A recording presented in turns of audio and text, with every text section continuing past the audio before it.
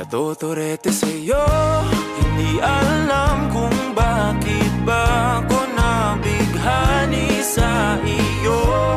Hindi alam kung bakit ba ganito, kahit na alam ko mukhang wala rin naman itong patutunguhan. Kahit pa ilaan lahat ng oras sa'yo, hindi titigil hanggang ako na ang dahilan ng iyong ngiting misteryoso.